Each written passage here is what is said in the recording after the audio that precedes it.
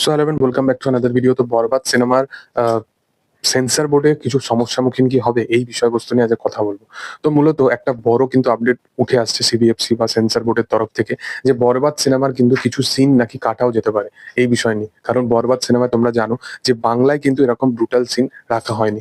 এবার থেকে একটা জিনিস কিন্তু খুব ক্লিয়ার ব্যাপার হয়ে যাবে, যে অবশ্যই তুমি এজ রিস্ট্রিকশন ব্যাপারটা সেটাকে রাখতে পারো, বাট তুমি যদি এইরকম কাইন্ড অফ কিছু ন্যারেটিভ সেট করে দাও প্রত্যেকটা ব্রুটাল সিনেমার ক্ষেত্রেই, তাহলে প্রবলেম হয়ে যাবে কি, যে কোনো পরিচালক বা কোনো নির্মাতা তারা কিন্তু আর আগামী দিনে এইরকম এক্সপেরিমেন্ট করতে কিন্তু রাজি হবে না।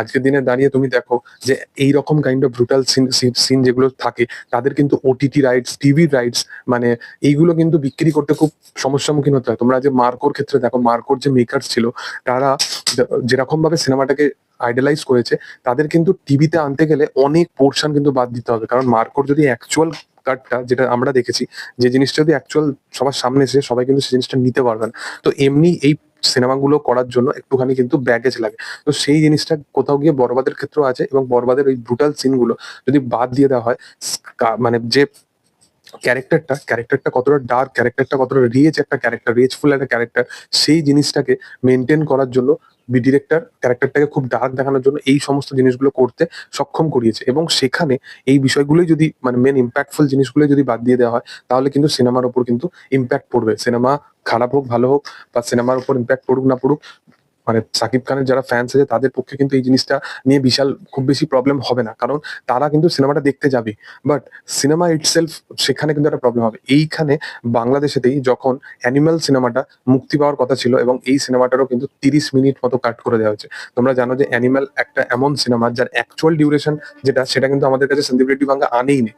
তারপরেও সিনেমাটা প্রায় 3 ঘন্টা প্লাসের একটা সিনেমা হয়, এবং সেখানে তোমাদেরকে পুরোপুরি ব্যাপারটার মধ্যে এঙ্গেজ করে রাখবে। এবং সেই জায়গায় যদি কিছু কিছু পোর্শন যদি কাট করে দেওয়া হয়, তাহলে তো আমার মনে হয় যে সিনেমার আসল ইম্প্যাক্টটাই নষ্ট হয়ে যাবে। যেমন ববি দেওয়ালের ওই ফাইটিং সিকোয়েন্সটা, যেটা লাস্টের দিকে ক্লাইম্যাক্সে রণবীর কাপুরের সাথে আছে, ওটাও নিশ্চয়ই কাট করে দেওয়া হয়েছে।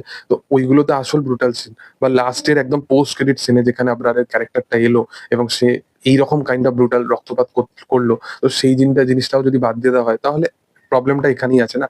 তো সেই কারণবশত আমার মনে হয় যে একটুখানি ভাবনা চিন্তা করা উচিত মেকার্সদের। তো দেখার সেটা আগামী দিনে তো তারা কি ভাবনা চিন্তা করে না করে। তবে তোমাদের কি বক্তব্য এই বিষয়বস্তু নিয়ে, সেটা অবশ্যই তোমরা কমেন্ট সেকশনে জানাতে পারো। আর ভিডিও যদি ভালো লাগে তো সেটা অবশ্যই তোমরা লাইক শেয়ার সাবস্ক্রাইব করে দিও। Thank you.